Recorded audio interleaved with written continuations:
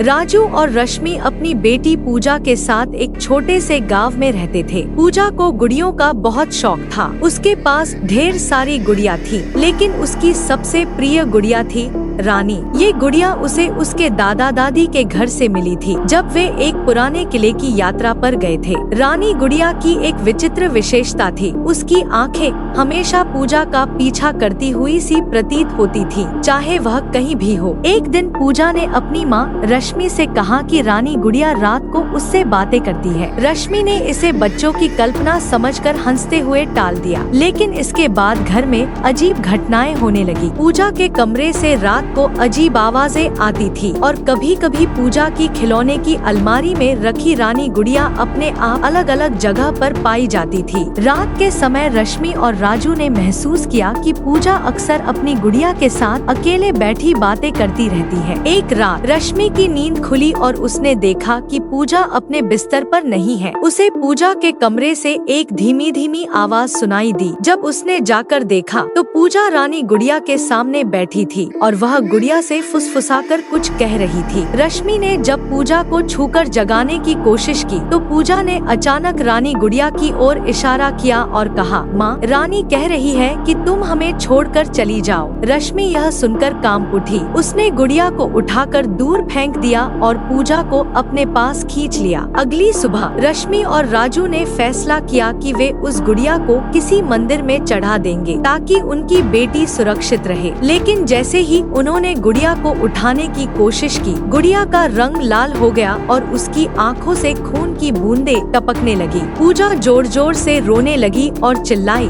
रानी को मत ले जाओ, वह नाराज हो जाएगी। इस डरावनी घटना के बाद रश्मि और राजू ने किसी तरह हिम्मत जुटाई और गुड़िया को एक गहरे कुएं में फेंक दिया। लेकिन कहानी यहाँ खत्म नहीं होती। उस रात पूजा के कमरे से अचानक जोर जोर से हंसने की आवाजें आने लगी। जब रश्मि और राजू दौड़कर वहां पहुंचे तो उन्होंने देखा कि पूजा के बिस्तर पर वही गुड़िया वापस आ चुकी थी और इस बार गुड़िया की आंखों में एक खतरनाक चमक थी। पूजा अब चुपचाप अपने बिस्तर पर लेटी थी। उसकी आंखें बंद थी, लेकिन उसके होठों पर एक हल्की मुस्कान थी। और फिर एक ठंडी हवा के झोंके के साथ कमरे की सभी लाइट्स बंद हो गयी। जब लाइट्स वापस आईं, तो पूजा और गुड़िया दोनों गायब हो चुके थे। आज तक राजू और रश्मि को नहीं पता कि उनकी बेटी के साथ क्या हुआ, लेकिन एक बात तय है, वह गुड़िया सिर्फ एक खिलौना नहीं थी, बल्कि एक खौफनाक रहस्य का हिस्सा थी। पूजा और रानी गुड़िया की कहानी गांव में एक रहस्य बनकर रह गई। लोगों का मानना है कि वह गुड़िया किसी आत्मा की कैद में थी जो पूजा को अपने साथ ले गई। और अब जो कोई भी उस पुराने किले में जाता है, उसे रानी गुड़िया की हंसी और पूजा की आवाजें सुनाई देती हैं। हर चीज जो मासूम दिखती है, जरूरी नहीं कि वह मासूम ही हो। कुछ चीजें हमारे समझ से परे होती हैं और उनसे दूर रहना ही सबसे अच्छा होता है।